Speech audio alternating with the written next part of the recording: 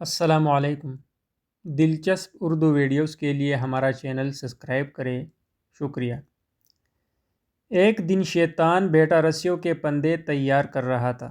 کچھ موٹی موٹی رسیوں کے پندے تھے اور کچھ باریک اور کمزور رسیوں کے پندے تھے۔ وہاں سے ایک علم والے کا گزر ہوا تو اس نے شیطان سے پوچھا، ارے اوئے دشمن انسان، یہ کیا کر رہے ہو؟ شیطان نے سر اٹھا کر دیکھا اور اپنا کام جاری رکھتے ہوئے بولا، دیکھتے نہیں حضرت، انسانوں کو قابو کرنے کے لیے پندے تیار کر رہا ہوں۔ ان حضرت نے پوچھا، یہ کیسے پندے ہیں؟ کچھ موٹے کچھ ہلکے؟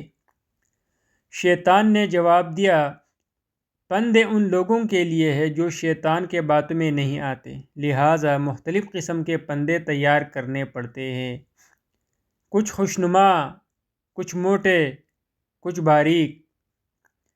ان حضرت کے دل میں تجسس پیدا ہوا، پوچھا، کیا میرے لیے بھی کوئی پندہ ہے؟ شیطان نے سر اٹھا کر مسکراتے ہوئے کہا، آپ علم والوں کے لیے مجھے پندے تیار نہیں کرنے پڑتے، آپ لوگوں کو تو میں نے چٹکیوں میں گیر لیتا ہوں، علم کا تکبر ہی کافی ہے آپ لوگوں کو پھنسانے کے لیے۔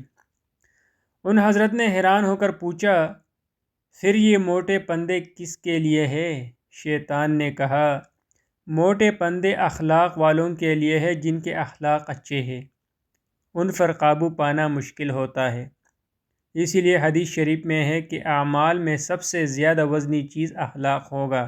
اللہ ہم سب کو بہترین اخلاق والا بنا دے، آمین۔